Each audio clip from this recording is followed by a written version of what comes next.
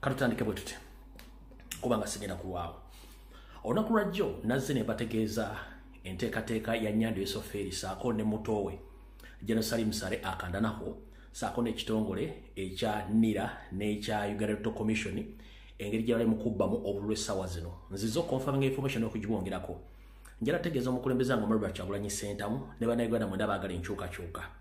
Nga bwe tuli mu kusomesa abantu protest vote, tukimanyi tugenda mu kalulu kano nga tukimanyi nti akalulu kagenda kuba kakulwanira kubanga bano abasajja tebakkiriza okuva lwe bayingira mu nsiko babbi baafuluma ensiko babbi nakati bakyabba buli kimu ekyabwe kyakubba tebakola kintu ky'amazima. Kanyongereko olwaleero okuva olwaleero n'olunaku lwajjo ne wiiki eno yonna mu makolero ga mukulu Salim Sale agenda mu Nkekeera okuli Kapeeka Town Nakaseke waliwo okuwandiisa abagwira bangi nnyo abava e Burundi Rwanda basobole okulonda. NIRA amagye saako ne Electoral Commission bakola kyonna ekisoboka nga bawerekerwako security mu bitundu by'e Namunkekeera Industrial Park eno gye bali mu kuwandiisa abagwira naddala abanoonyi b'obubudamu nga bajja okubawandiisa babafuule nti bagenda kulonda. Era nga twogerera bataddewo polling station nyingi nnyo mu side z'e Namunkekeera ku park industry ya Salim Sale nga barefugee abasinga obungi bagenda okulondera. So njala tegeeza eggwanga mwenna abantu beeyo mwenna mutegeere bulungi nnyo nti okubba obululu kugenda mu maaso massively. Bakozesa abagwira massively nga bakozesa okubba obululu era nga Salim Sale yakikulembeddemu ekitongole ekya NIRA ekitongole kya Uganda Electoral Commission saako n'amagye agawa obukuumi. Bino byonna Salim Sale abimanyiiko bulungi nnyo. Kyamana wakakiiko by'okulonda abimanyiiko bulungi nnyo n'abantu. Nga twongedde ogenda mu maaso era abagwira bangi nnyo nkugambya abava e Burundi abava e Rwanda abava e Somalia abava Eritrea bano bali mu kuregisteringibwa saako n'abava e South Sudan bali mu kuregisteringibwa ekitongole kya NIRA nga bagenda kulondera Namunkekeera Industrial Park e Kapeeka Nakaseke. Programu eno eddukanyizibwa NIRA ekitongole ky'ebyokulonda ekya Uganda saako SFC era EC yo kennyini ekulyetinzeewo polling stations nyingi nnyo mu Namunkekeera Industrial Park nga Salim Sale yabikola. Ntegeezeddwako nti abantu bano bawa temporary national identification nga za mwaka gumu. Can you imagine? Ntegeezeddwako nti abagwira bano bonna bagenda okulonda babawa temporary national identification nga za mwaka gumu kubanga bagenda zikozesa okuva lwe batandise obbawandiika mpaka mu January mu February mwaka ogujja zijja kuba ziweddeko ng'ekigendwa kyabe kivuddeko. So I'm here to inform the international community, including Ugandans at home who can't access information, that there is ongoing registration of foreigners who are informed to help the current regime to vote. This registration is taking place in Namunkekeera Industrial Park, which is owned by Salim Sale, the young brother to Museveni. This registration is funded and controlled by Salim Sale, Electoral Commission, NIRA. As we speak right now, they have registered a number of foreigners from Burundi, Rwanda, South Sudan, Somalia, and Eritrea. As we speak right now, they are giving them a temporary national identification which will last for 1 year. After 1 year, the temporary identification will be finished because the work which was assigned them to do will be almost completed after rigging elections. So I'm here to inform all Ugandans wherever you are that there is ongoing bounty stuffing or rigging of elections or votes in Namunkekeera Industrial Park, which is funded by Salim Sale, organized by Electoral Commission of Uganda and NIRA plus SFC. Their mission is to get votes from all foreigners, most especially the refugees from the mentioned countries above. So please inform the concerned citizen to be aware that Museveni and his family plus the National Resistance Movement, they have already rigged elections via using foreigners who are situated in Namunkekeera in big numbers. So that is the information which I wanted to deliver first to all Ugandans. so bannayuganda mwenna mubere nga mutegeera bulungi nnyo ensonga eyo nga bweri jagadde gye bategeeza mutegeere nti waliwo obubeewo obululu bugenda mu maaso nga nire ekimanyiko bulungi kuba eri mu kuregisteringa electoral commission ekimanyi bulungi nnyo tyakoze polling station mu bitundu byonna nga kitegeeza abantu bano bayinza okuba balabala abantu bano kuba baregisteringa ne waliwo okubalondesa ne bazaayo abantu bano kitegeeza bali wakati w'emitwalo 5 ku kakadde sofa bye bakakola ki bye bakaregisteringa ne babawo ebyogera ng'amaze okulonda ne badde mu kampu zaabwe so njagadde eggwanga litegeere mu ngeri yeesoboka awo tuvuddewo kati kuno kwenjagala okulabula tutandisa sesio kisalaati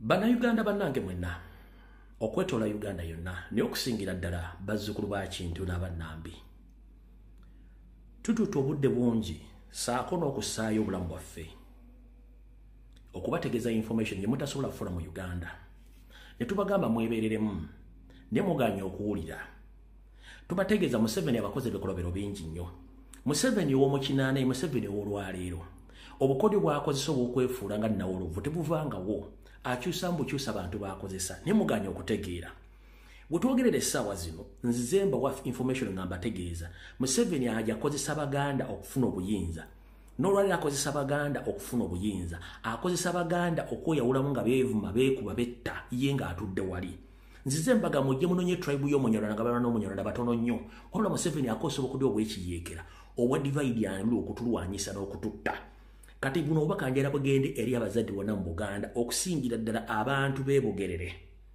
mukono njagala mumpulirize bulungi abantu beebugerere mukono nzize mbasomesa nti Museveni ateekateeka okukola ebinja by'abayeekera ng'ayagala kubisiba ku Robert Kyagulanyi Center mu kibiina kya National Platform era azze mbikuba naye nafunye information nenyenyamiza nenjagala ngitegeeze eggwanga ntegeeze Abaganda mwenna waliwo ekigenda mu maaso mu bitundu by'ebugerere ne mukono nga Nyando Esoferi ng'akosa ba agenti be bagenda mu maaso nga bagenda ebugerere Mukono district nga bakuŋŋaanya abavubuka abato nga balimba bazadde baabwe nti abaana bano bagenda batraininga emirimu gy'omu mutwe naye nga ate si kye bakola kumba abaana bano babatwala batraininga buyeekera mu bitundu eby'emukono n'ebugerere naye nga bagamba nti bagenda batwala bamala batraininga babafuna scholarship naddala batwala abaana ba senior 4 n'abaana ba senior 6 era babatwala naye kati we twogerera abazadde bangi nnyo abawaayo abaana baabwe bali mu kunoonya abaana be babawaayo tebabalaba tebakyalina mpuliziganya tebamanyi bagenda sanga abantu baabwe so nga ate abantu bali mu kunoonya abaana baabwe naye nga kiga abaana nze nga bwe nabagamba olubye nabategeeza nti Christopher Dama ne Gito Structures bibali mu mbeera y'okutegeka obuyeekera bino ebintu bigendera ddala okusingira ddala abantu batakyalina communication ku baana baabwe okusingira ddala Kayunga Galilaya Road eno eri abazadde bali mu kaba maziga ng'abaana baabwe baatwalibwa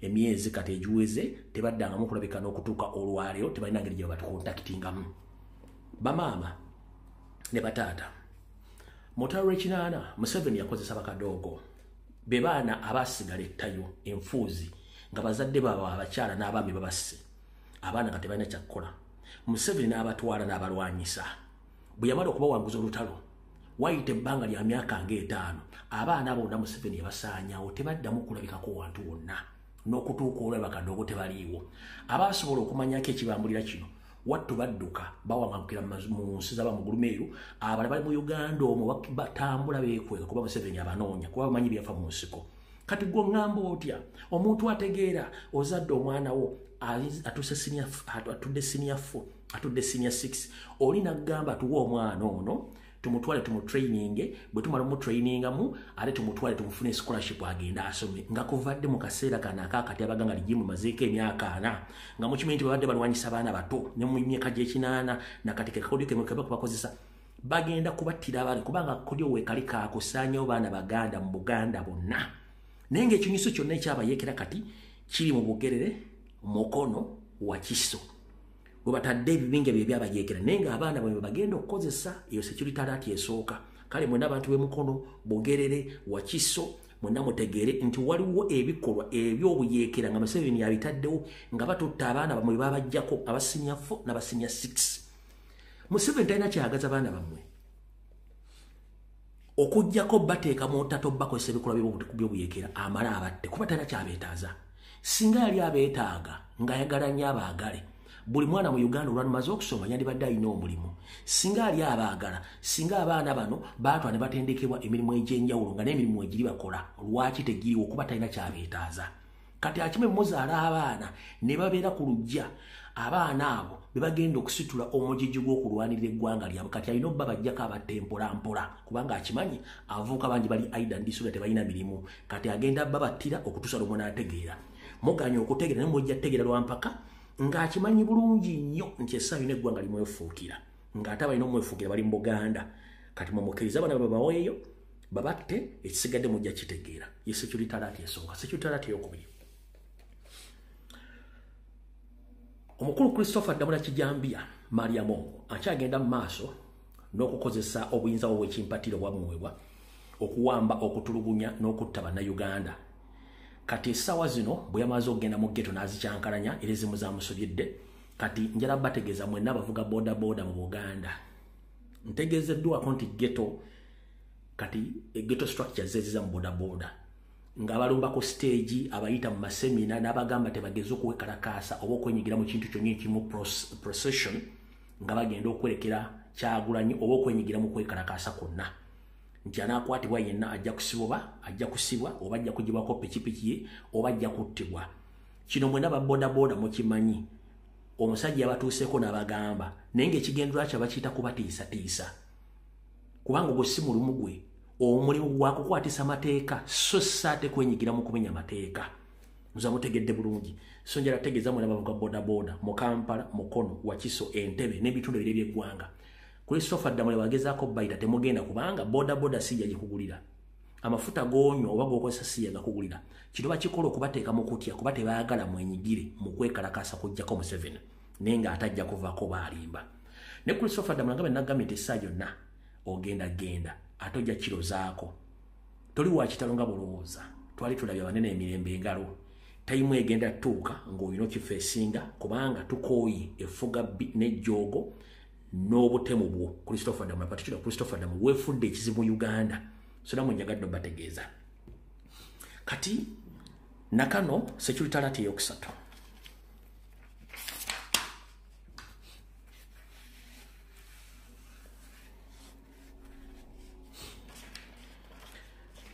amanya gange mugamanyi nze Lumbuye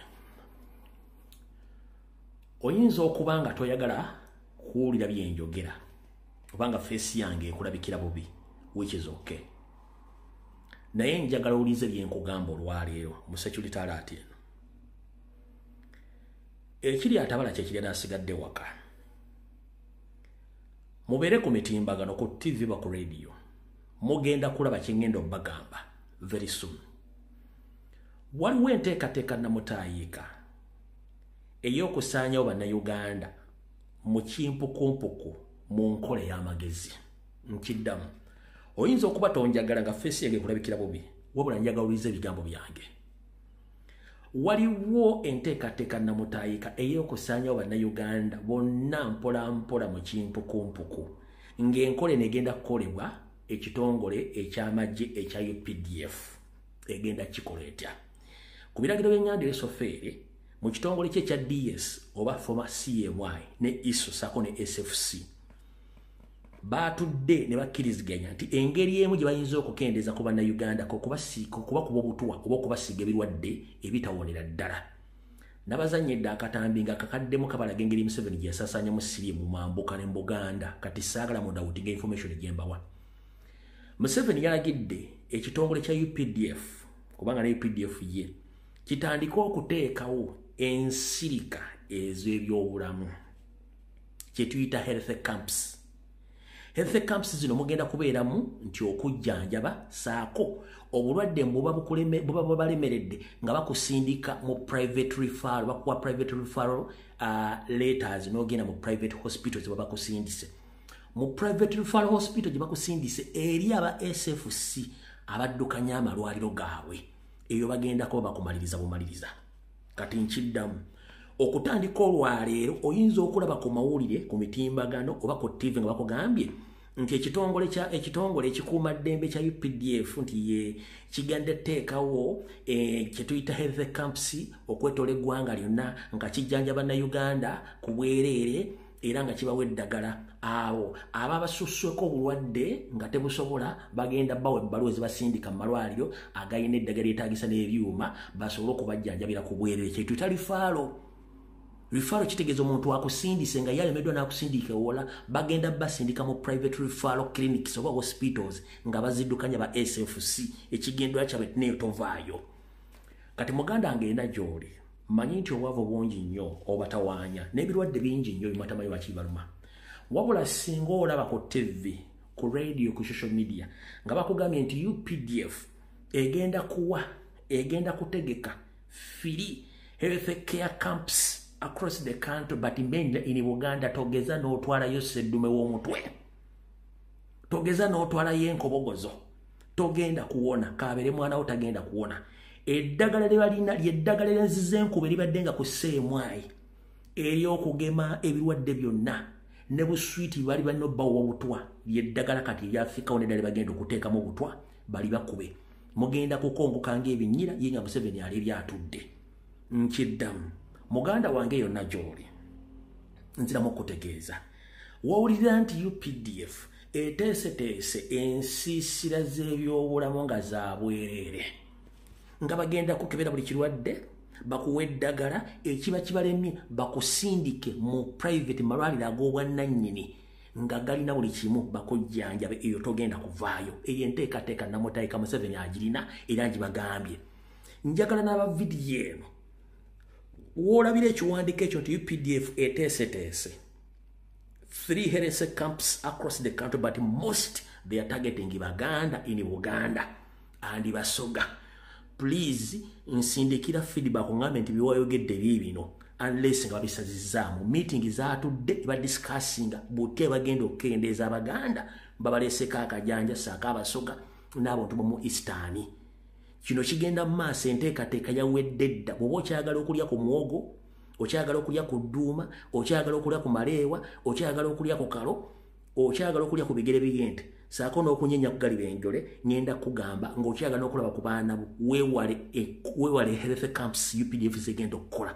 Eno assignment yawedde ne ssente zaafulumye bagenda bakuba butwa. Abalala bagenda bakuba siriimu n'ebirwadde ebirala musooke mutegeere nti ensi Museveni akoowa. Mujjukire nti dikiteta yina bw'aba agenda talina gwe yeeguya famire yokka.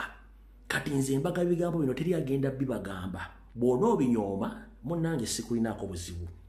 Kubanga ne mu Bayibuli batugamba nti Mukama Katonda yalagira Nuuwa nti abantu balina amawaggali mangi. Njagala bawaako ekibonerezo kimu. Wabula saagala bonna bazikiriza nti ye nyamba ombajjira eryato luva okwaya.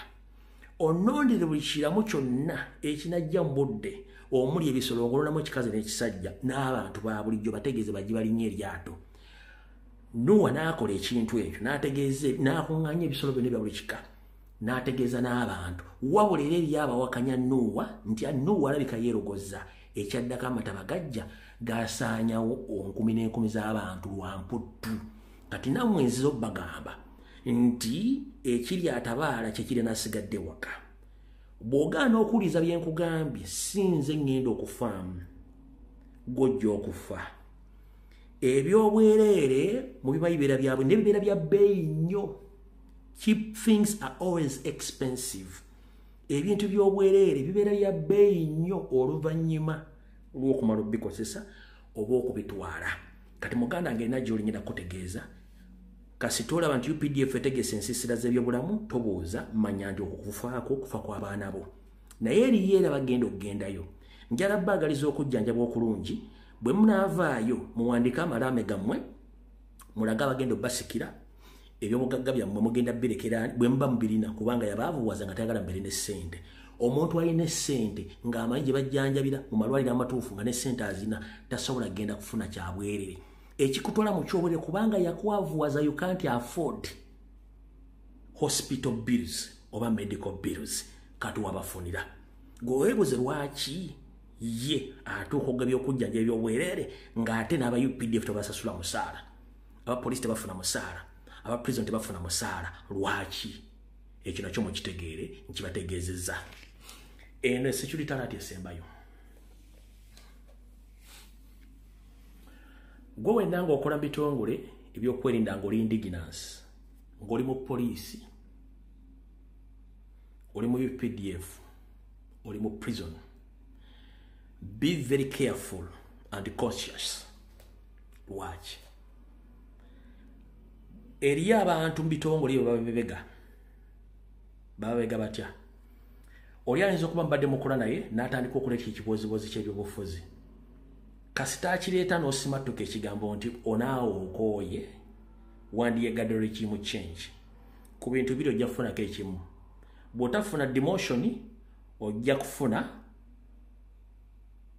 dismissal nkiddamu bw'otafuna demotion ojja kufuna dismissal oba ojja kufuna okufaako ng'obudde bukyali bino bitandise okwapeninga mu prison transfer ez'ekimpatiira zino zivuddwa olw'ensonga nti mbadde nga mutuula ne mwogera ku bintu ebigenda mu maaso mu ggwanga nga abantu abo temumanyi information gye bapiikingamu baagala okumanya abawagira enkyukakyuka bali bameka era information yawe bagiwaayo n'amanya gammwe ogenda okulaba nga bakulifaalinze bakuwadde transfer nga tomanyi lwaki bakuwadde transfer bagikuwadde olw'ensonga bwe mwali nga mudiscussinga nga bakolegi ebyobufuzi walaga side kino kigenda mu maaso mu prison kigenda maaso mu poliisi mu UPDF bo kyebakola babajjako bujja mundu abasigadde ne bakola kye baagala kati njala bategeeza mwenna abali mbyokwena bali mu office ez'enjawulo please the moment someone comes out even though he is your workmate and he starts talking about politics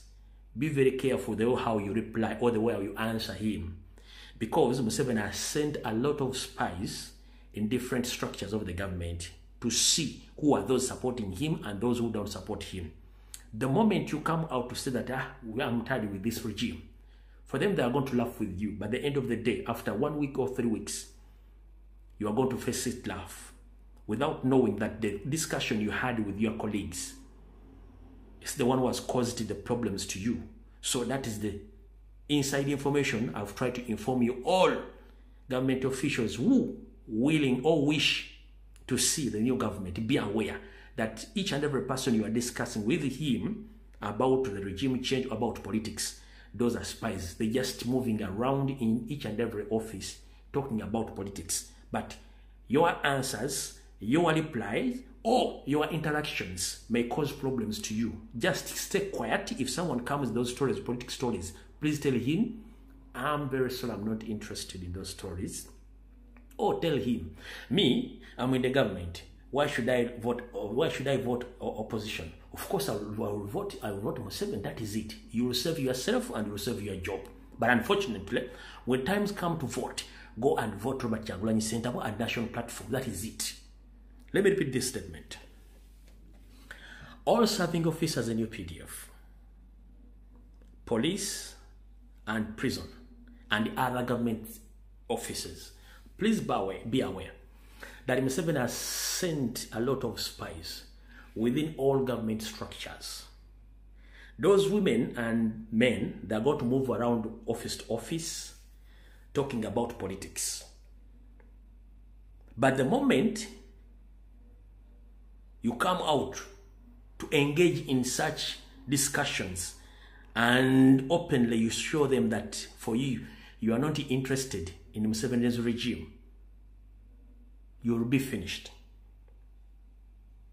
Either you are going to be transferred, or you are going to be demoted, or you are going to be killed. So, my brothers and sisters, be aware. If someone comes and start talking about politics in your department or in your office, please inform him, I'm less concerned about politics. I'm in a government office. I'm supposed to support the government. That is it. You safeguard yourself, you safeguard your work, and you safeguard your position plus your family. But when you openly tell those guys that you are not interested, you are not supporting Museveni or the regime, my brother, my sister, you are going to get problems. So, support inside your heart. When the time comes to vote, please vote about Kyagulanyi Ssentamu and national platform. But please keep yourself safe. Museveni has released a lot of spies in each and every government offices across the world. almost across the country and even in the whole world. Museveni has spent a lot of spies to spy on you, so be very careful whenever you are. Njagadde obategeeza mu kitegere eri abagati bamanyi Luganda nange nkozesako oluzungu lwange lwenterese mu kasefu box okubategeeza mutegeere mu bungi mutegeere ebintu bino. N'olw'ensonga njagadde mbategeeze ekintu ekyo mu kitegeere bulungi nnyo. Akasembayo gwe wenna ng'ogenda mu malwaliro okuli Mulago, Kawempe, Kiruddu ne other referral hospitals mu Uganda, njala mugendeyo nga mumanyi gye mulaga Kattiro. Njala mugendeyo nga mumanyi gye mulaga ki Kattiro. 1. Teri malagala. 2. Body organ harvest ekyagendera ddala maaso. Ogendayo otambula ng'owenyegera ng'oli mulamu. Singa bakujjako omusana bakukebera nga gumakinga ne kibaagala togenda kudda n'obwe lwaki bajja kukwata bukwasi. Nkiddamu. Gwe wenna muna Uganda ng'ogenda malwaliro ga gavumenti okuli Mulago referral hospital, ogenze Kiruddu Kawempe n'amalala amanene referral hospitals mu Uganda.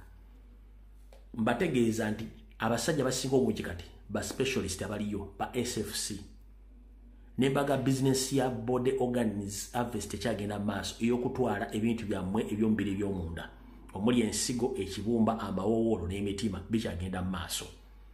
Ng'oyagala okutegeera nti bikyagenda maaso gwe bajjako kujjako omusi kubanga bw'ogenda mu ddwaliro automatically basooka kujjako omusaayi. Kati omusaayi singa gumakinga n'ekyo kye badde banoonya tosobola kuwona. Ne bw'ogenda ng'eriiso liri kuluma oba linyo liri kuluma oba wamenyese kugulu oba ogudde ku accident togenda kusimattuka, bagenda kusirisa bakuggyemu eby'omunda ogweyo ekyo kiwedde. Bannakazadde nammwe mbategeeza nabategeeza luno ne bagamba nti mugendere eddagala emunywa. Eddagala emunywa ennaku zino teriri safe, lireetedde abaana mmwe abazaalibwa okuba kati muzaala bimongwa, abaana balwala balinga emmotoka enkadde ez'omu 1960 ekibaleetera olwo eddagala babawa bagiyita maternal check-ups zemugendako every month. Ezo zemugendako zifuuse ekizibu lyeddagala babawa effu nga temumanyi. Muzaala abaana nga bayiika windows, obwana bwakwashako kalina pulesa, kalina sukaali, kalina alusa ku myaka gyako, kalina diplosion, kalina diplosion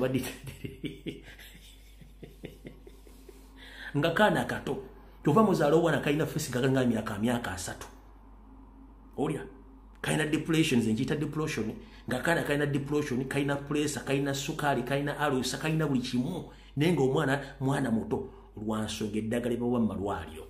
So mutegere nti mu Uganda Museveni ali mu kukola kye tuyita scientific ethnic cleansing ng'ayita mu kitongole kyonna. Scientific ethnic cleansing akikola mu Buganda, akikola mu Bunyoro, akikola mu Busoga, akikola mu Mambuka.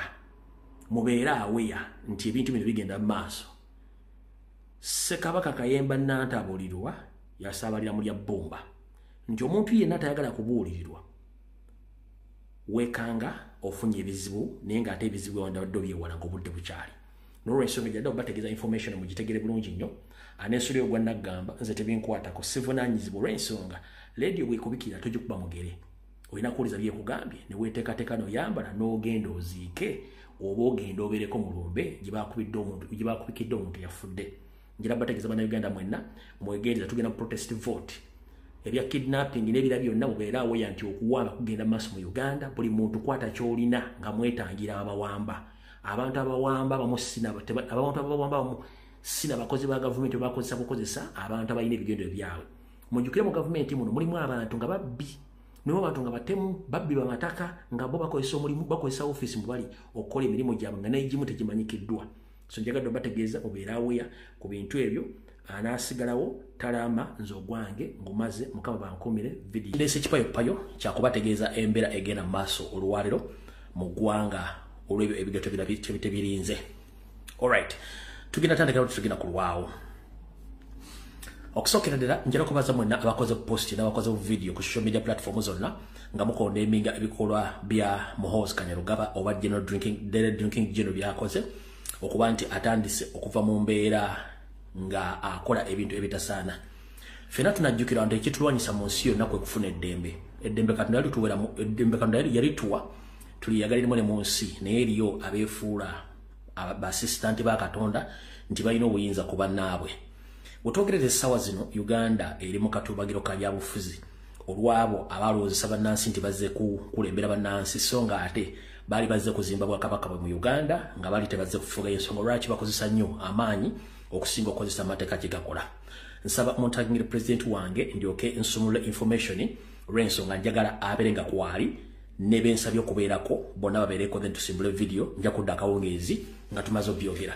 Yenna agamba sound ddamu oli ddamu o refreshing essimu yo boddamu n'okiwandiika ng'okuba ekibulooka nga nenda bugisimu fungize gw'onoomanya ddamu okiwandiika owulire.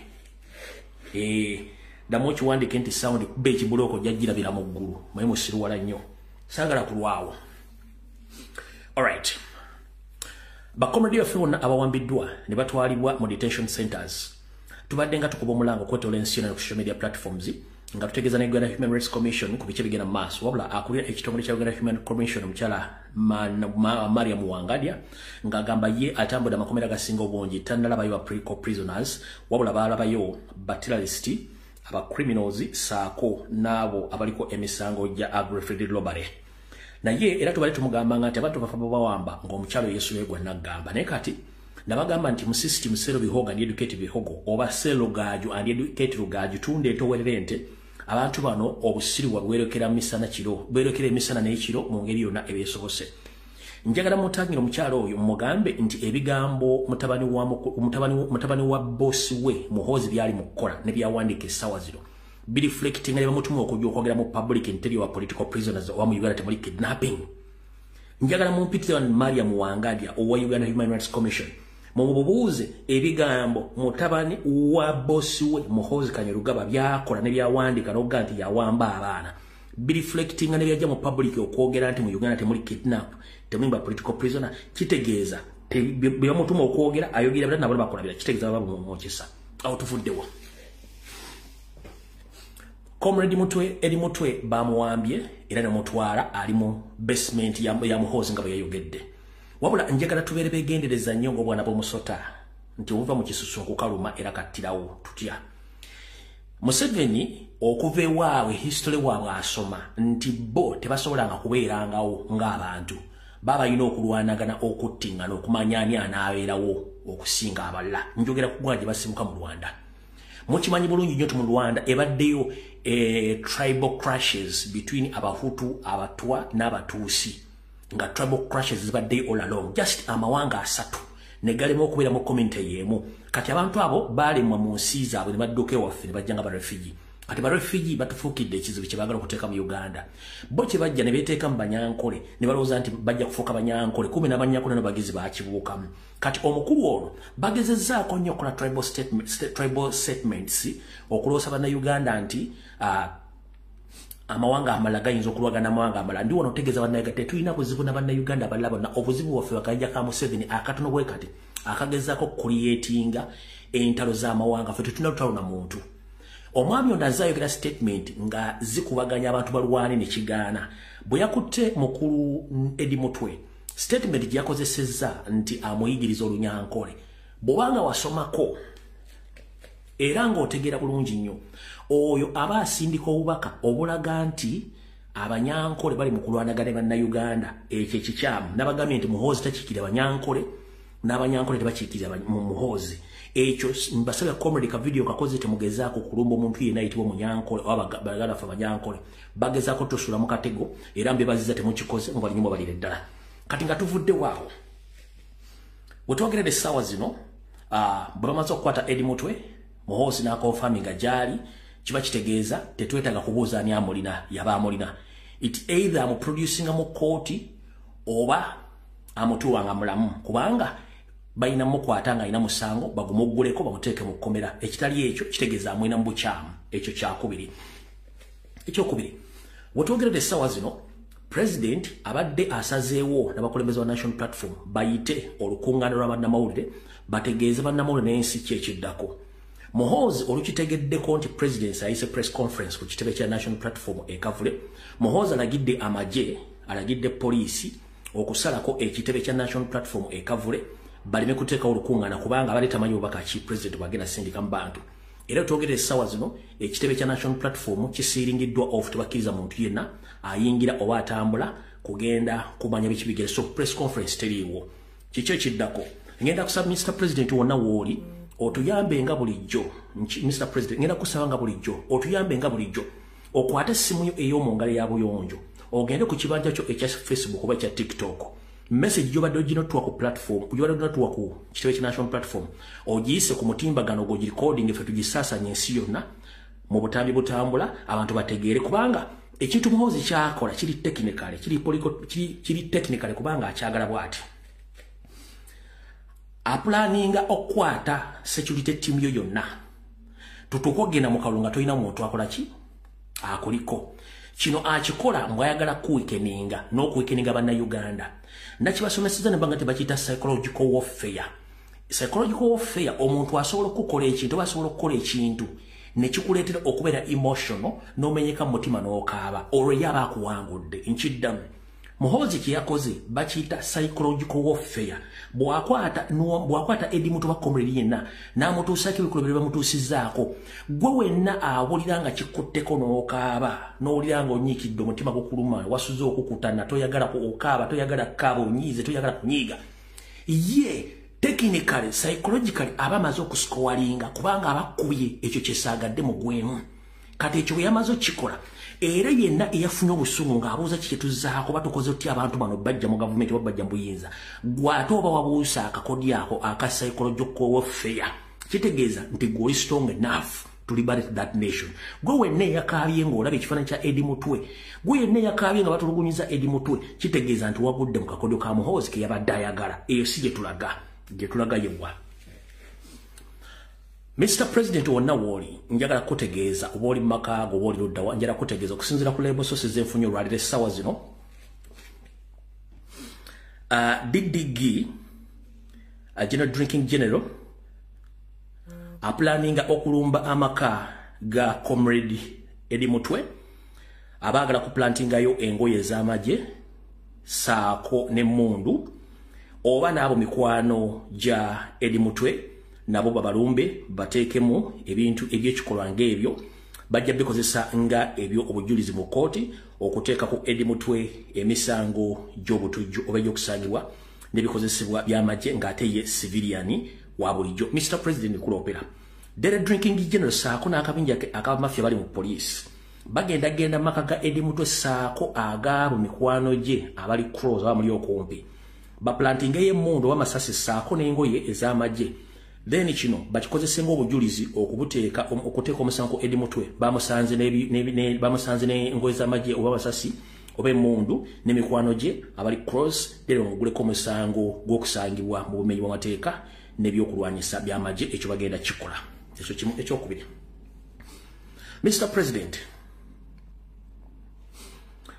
wetwogeredde saa zino wenzijidde wano nga Muhoozi era preparinga okujja okuraidinga amakaago nga ayagala kusiringa off oba okukwata manyi police naggulu bamaze obbasembolinga oba muli mu motoka mutambula mwagala genda kusiringa off makaga president mukwata gyali mu mutwale nakuno mwagala kwongerako mukulu Nubian Lee mwagala kwongerako General Sensa saako ne mukulu Mbogo so Mr President yagadde okutegeeza wonna wooli General Drinking General Dere Drinking General planning okujja okukwata either olwaleero kubanga maze okutegeerako nti abasajja be basemwaye aba SFC saako ne poliisi bo babadde kwasembula nga babriefinga butye bagenda okujja okusalako okukwata Nubian as well bagala kwata General Sensa bagala kwatirako n'abalala then balabe kye bagenda okukola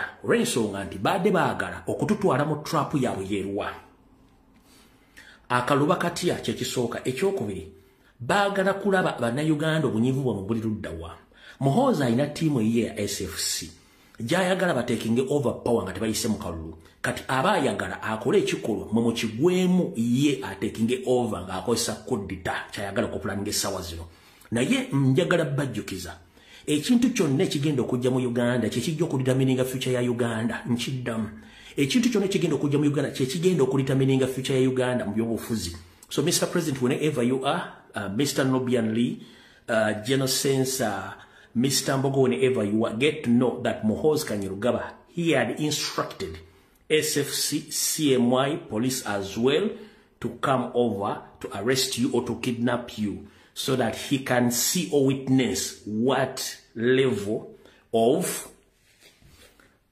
love or support people they have towards you, because for himself, he wants to take power via coup d'etat. The moment the people come out to demonstrate, for him, he will lose that opportunity to take over power. But currently, he wants to arrest Bobi Wine or Mr. President, Nobian Lee, and the others to see the public reaction. Audio kalimo. Orensonga. Ngabo bagay mo ka video kali kenkozi nga badde mu t-shirt ya pink. Abatajire mu demo jirabe ku YouTube ne ku Facebook. Ye kyayagala nti akwate edi mutwe n'abalala before nga tanakwata president alabe reaction ya public. Bwamala ofuna reaction ya public. Then abantu batu bafuddeyo ekiddako next step mbwa akwate president wafu Kyagulanyi Ssentamu amuteekeyo. Alabe reaction y'abantu bwe batavaayo ku demonstrating aba amaze okuskowalinga nti asobola okukwata Kyagulanyi n'amuteeka gy'amuteeka nga bannayuganda tebavuddeyo kola kibakoze. Ye kimu kye baakola Tanzania, the same tactics they use in Tanzania okwata leader of opposition oba opposition leader wa Tanzania bamuteeka mu komera n'ekibiina ne bakiwera ne basigala nga bali active ng'ensi etambula bulungi katono kya planning nga kyagala okukola Muhoozi. Naye omusajja ono okumanya musiru na kino jala kibagambe ng'obudde bukyali. Ekikolwa kye yakoze ogamba nti alina Eddie Mutwe. Jonna badde nfunye sources zange okuva mu Balaxi ey'ekatabisaako waliwo Balaxi eriggaluga. Banyabo ne bassebo njala bategeeza. Mu Balaxi za Muhoozi za controlling okuli eggaluga n'ey'ekatabi. Ekiri eri Katonda yekkandoza yabeera basigadde bonna mizimu. Okusinzira ku sources zange ogenda okuyingira ku gate ng'owulira omusaayi guunya. Waliwo flat eri mu Balaxi y'eggaluga eyo. Wali Balaxi ye. Ogenda okutuuka flat ye mwanda mu basement bateekamu abantu basula bakuba ebiranga bakuba. Abafudde n'abantu basula mu Lake Victoria bano baba disposing baagala. Ng'omuvubuka oyo atudde ku flat ne bali mu kunywa sigara, bali mu kunyumira kibali mu kukola. These are torture chambers, are not barracks. Muhoozi is using different SFC barracks to torture and to kill indigenous Ugandans. As we speak right now, the leader of the security team of Robert Kyagulanyi Ssentamu, our president, he was kidnapped a few days back, but now Muhoozi confirmed that he's the one holding Eddie Mutwe. But unfortunately, what he did is against all the odds across the world, including the local laws and international laws, whereby he exposed the nakedness of Comrade Eddie Mutwe, which is not allowed in all international laws. Those who have just came to know politics in Uganda right now, Muhoozi and his father, they have a tendency of kidnapping political prisoners, more especially foot soldiers who affiliated to national platform, and he tortured them and he sodomized them to the extent that he records them on the open, he records them, then he keeps those videos in his custody, and after there, he released those people to the public with the message that if you go against the orders which he had instructed you when he releases you, he will release those videos to ashame you in public as well in your family. Kati mwenna njagala mutegeere message ensindise eno. Muhoozi okuva n'agamba nti yakutte Eddie Mutwe amulira mu basement ye. Era n'ataaka ekifaananyi kyeyatadde kyabadde half. Mu mateeka ga Uganda tekikkirizibwa kukwata musibe n'omulikodinga. Bakutte Eddie Mutwe ne bamugyamu engoye nga bamukubye ne bamulikodinga. Just ekyo ekifaananyi kye mwalabye bakoze screenshot ya video ne bakyeditinga ne bakikolako half. Ne bamukubye ndowooza kyesinza confirming naye nga tekituufu bandibanga bamusodomayizinze. Kati video bazirina era baziterese just to humiliate him we baba agalidde wonna. Naye ekikola kye bakoze kimanya mateeka kino tebakikoze ku Eddie Mutwe yekka. bakikoze ku basibe bonna aba national platform ng'oyagala okutegeera nti balina video era bazikoze bazirina kino ekintu kimenya amateeka g'ensi yonna kino ekifaananyi kati kikulagira va ku kiri ekyasoose okufuluma kino ekifaananyi kikulagira ddala ekifaananyi kituufu nti bano baadde bamulikodinze ku video okira bulungi nnyo ng'ali bwerere bute ebyo biyigo ekyo ekifaananyi kikulaga kuba kati wuuno yenna aliwe bamukubye ndowooza omulaba yenna ableedinga yenna omulaba ableedinga okitegeera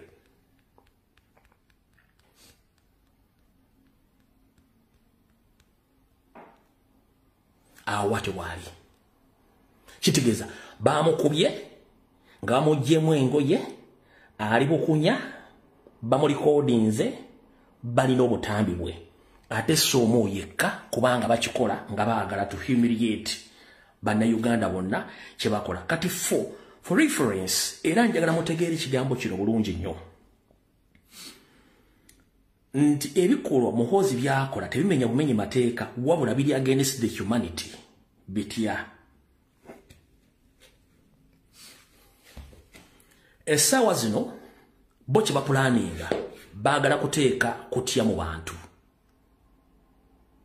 essaawa zino kye bakola baagala kuteeka kutya mu bantu wabula kati kambawo sensitive information kansule Mr. Joel Ssenyonyi tuse ne ba MP mwenna okusinzira ku sources zange bantegeza ntegeze Mr. President tegeze ne loop ne ba MP bona ba national platform namwe bannayuganda bamupuliza bulungi nnyo Mr. President nkusaba ne mukulu Joel Ssenyonyi mutwala obubaka bwange buno sibasabangako mutwala obubaka bwange buno nga kikulu meeting yabaddeyo olunaku lwajjo nga ono nvubuka amaze okukwata Eddie Mutwe nga akonfamize nti yamulina meeting yatudde yabaddemu Sali Musale yabaddemu Museveni kennyini yabaddemu Jeneti yabaddemu ne Lwabwogo n'abalala bonna bakondemize ekikolwa kya Muhoozi ekyokukwata Eddie Mutwe nga bamugamba nti Eddie Mutwe is just a mere bodyguard, is not a politician.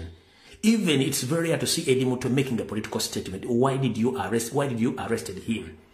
Teyabazemu n'asirika ne bakonsultinga ne babuuza Sali Musale n'abagamba nti I advised you don't arrest those ones who are not politicians. Why did you arrest the politician? Why did you arrest Eddie Mutwe?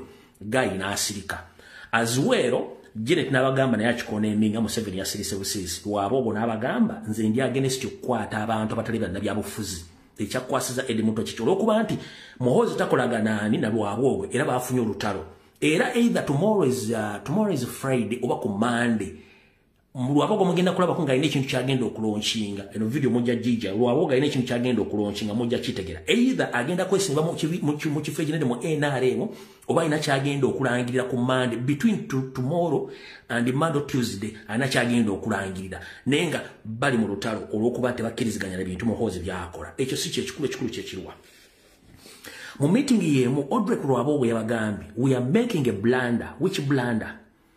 Nti if Robert Kyagulanyi Ssentamu and his colleagues, they get to know such information and it can lead them to leave that parliament, all of the NUP MPs and other opposition MPs to leave that parliament, and they leave NRM in that parliament alone, nothing will prosper and nothing will go on.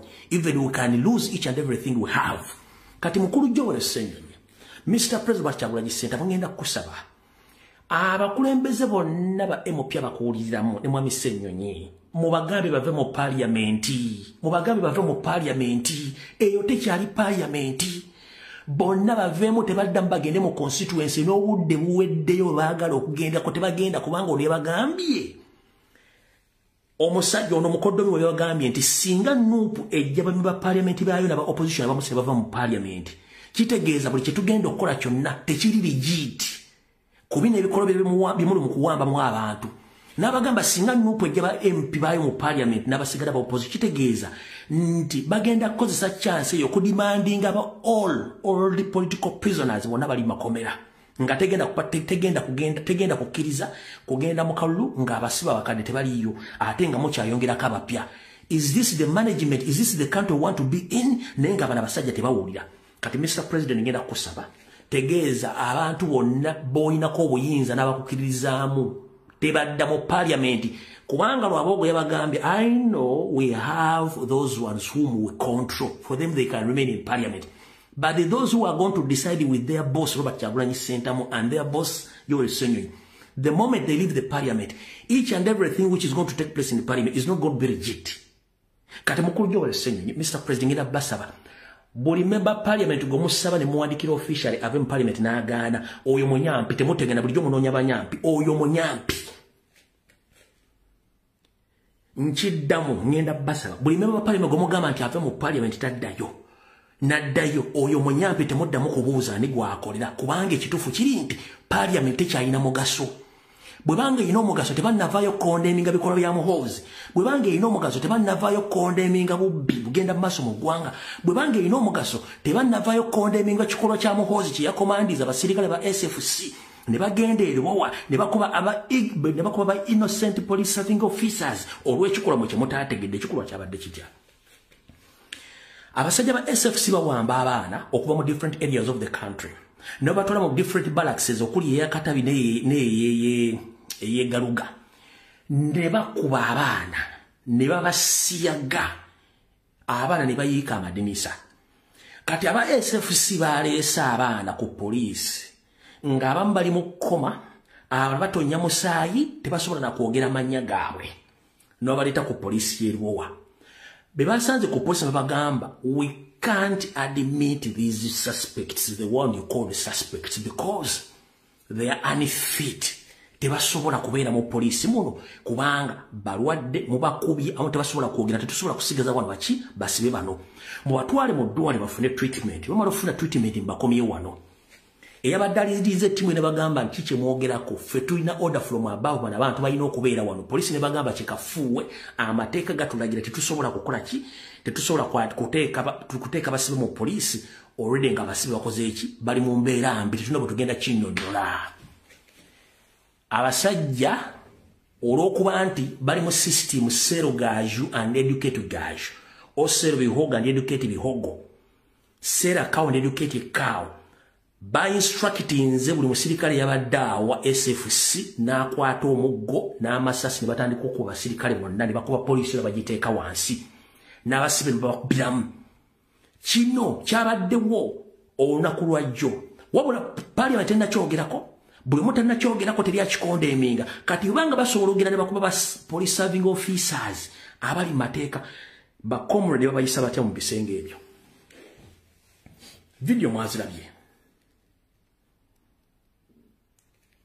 video mwazirabye eno yemu ku yo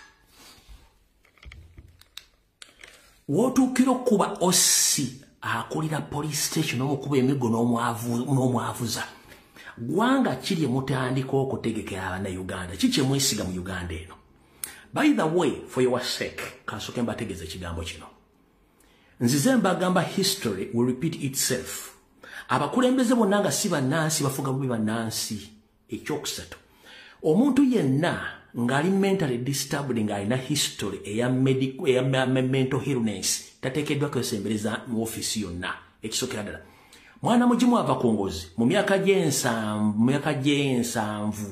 gy'enkaaga nga tuyingira myaka gy'ekinaana awo Museveni yalwalako akajja bangu n'omutwala mu Eastern Europe eyo bamujjanjabira n'omwana ono mulalu tosobola kungamba nti wasomako wadde tewayita nobanga okyasobola okukomandinga abantu okukuba poliisi tosobola kuba nti wasomako ngero nga nti wagenda esandi hasi nosoma nolagira bakube abasibe mubasodomizinge mubateekemu ebitayimbwa emabega mutandika obbakuba ebikonda as if you are beating an animal n'ebisolo birina right Muhoozi Kanyarugaba bantu ki bogenda okulembera ng'osobola okuodalinga bakugoloza gwe Muhoozi kasoke kubuuza olowooza olina right ki mu nsi esinga eya constitution you are just an idiot. You are just an idiot, a grown-up idiot who doesn't even respect the law. Any serving officer is not allowed to torture any civilian, any armed civilian. To take a dua.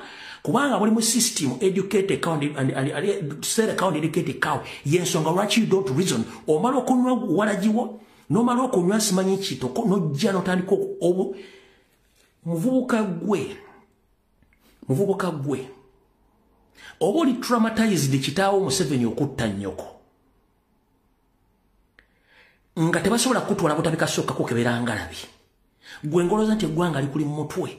Okwate buli munnayuganda omuteeke wansi w'ebigere ebyo. Kijja kuviiramu akabasa. Ate wandikola ekintu okulumya omuntu n'omuzika ng'oyambe muyambe ekkiriza. Ebikolwa by'oli mu kukola essaawa zino, that's the true identification bannayuganda gye basuubira okujja maaso awo. Kino kigenda balekawa. Omanyi bannayuganda we are very easy to forget and forgive. Naye when time comes somewhere somehow, mujja kuleeta abantu baleetera ekintu ekizibu ennyo mwe kye mwagala mubeere oba kibeerewo. Naye mujja kifuna in currency gye mwagala. Kanzire wano. Mwenna bannayuganda bakola emirimu gyenkola. Please mwewale nnyo tribe statements muhoozi z'akozesa. Ndi wano bategeeza nti ebigambo nvubuka kampismaker empeke simanya ne byakozesa n'abalabadde bajja bava mu Bwakabaka n'Abaganda. Tebina kiryawukanako ne muhoozi byakola kubanga ono yabatuma via other people baleba batuma okukola ebintu bino neffe tetuli basiru tuli bagezi kubanga tutegeera. Muvubuka go muhoozi, let me tell you one thing. Ku myaka gyo gy'olina 52 ndowooza 52 bw'obanga okyalowooleza mabega nga Volkswagen, bw'oba okyalowooleza mabega nga Volkswagen kitegeeza n'okutegeera totegeera. Gw'olowooza okusalira obuviiri obukulinga ng'embuki memeesa balaavu n'olowooza nti gw'otegeera nnyo okwambala yunifoomu ezisente za muwa musolo. Toyina lunaku lwali okozeeko tosabangako mulimu oli kusereza muwa musolo, ennyumba gy'osera musereza muwa musolo, emmotoka gy'ovuga musereza muwa musolo, emmundu gy'okutesereza muwa musolo. Tolina ne kitaawo yennyini tabeerangako nti alina bizinesi gyali atandiseewo. Mwenna muli ba refugees. For reference, refugees are not allowed in any country when they don't have profile. Temulina profile. Wabula ekintu ky'okidnappinga n'okuba abantu n'okubatta mu kikendeezi.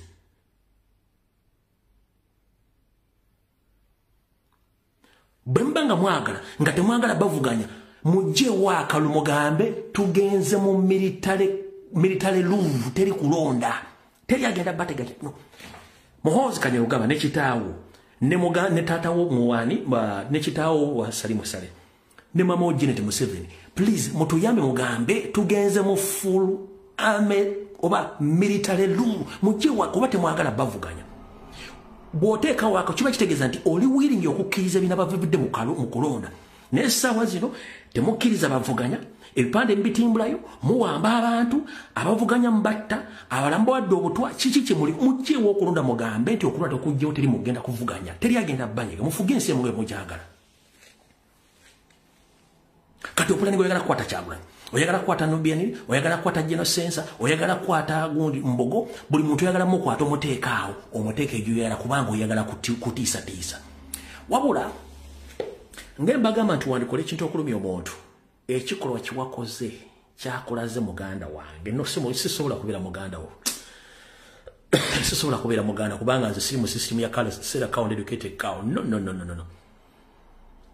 Ekikolwa kiwakoze. Soka weebuuze bwe nakutte Eddie Mutwe ne mu postinga. What was the reaction from the public?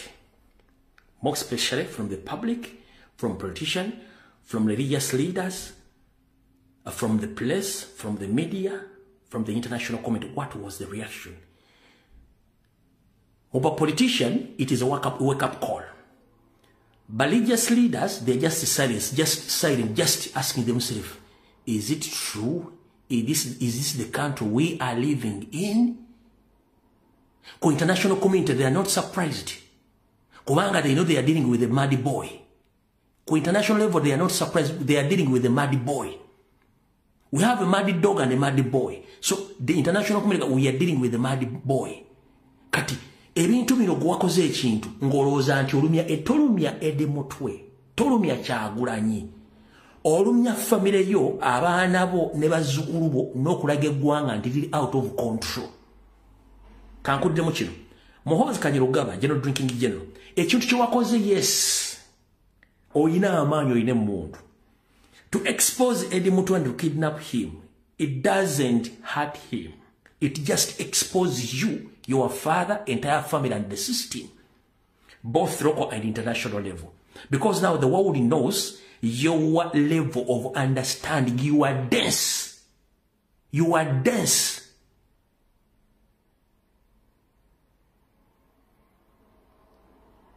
Okitegera kati Eddie Mutwe omulaze ensi yonna nti wamoto kyalinze. Enebere example nabo abatamanyikiddwa abali mu torture chambers bemuli mu kutulugunya.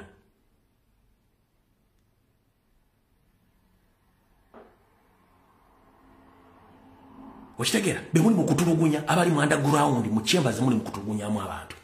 Okitegera kati njala bagamba gwe munda Uganda aliyo ngokyalise bijanjala empiso oyina kyotamanyi kyengendo okutegeeza kibujja kakawungeeza ojja kitegera nenga njagadde obategeeza buli kintu kyonna ekigenda mu Uganda mukiwe amaaso ate mulina ekintu kyemutamanyi omukyala gwe bakwatire Bungereza Lydia Mugambi, if I'm not mistaken, musawa gye bujjako bakano bagenda musalira omusango gw'okutulugunya omukozi we. Ne can you imagine eriyo banna Uganda mbu abakoze demonstration wabweru w'ekkooti mbu baagala justice ku mukyalo oyo. Naye bw'obatunuulira bw'obatunuulira ebifaananyi byabwe nedda bano si banna Uganda zino ntala hamwe. You know message esoma bwete. A group of Ugandan assembled outside the Oxford court as they wait the sentence of Justice Lydia Mugambi. Some are holding placards and showing solidarity as proceedings begin inside the courtroom.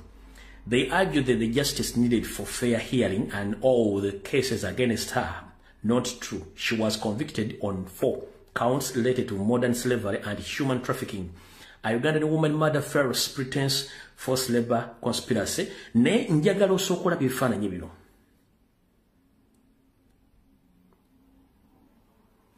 First and foremost beekwese. Obala beekwese. Kati bamala okwekweka njagala otunuulire face zaabwe.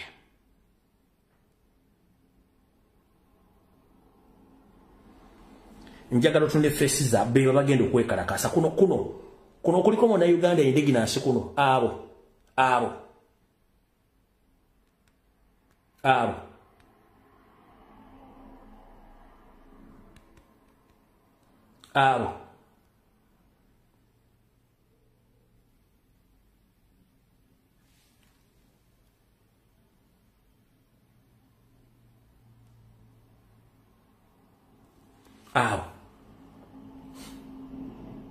Batunulire ba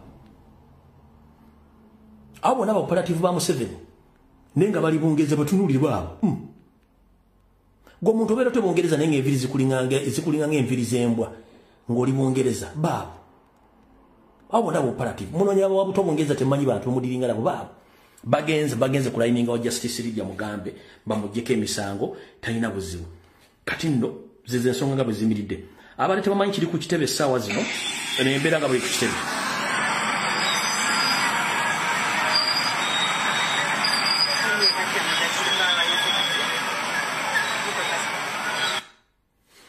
Alright.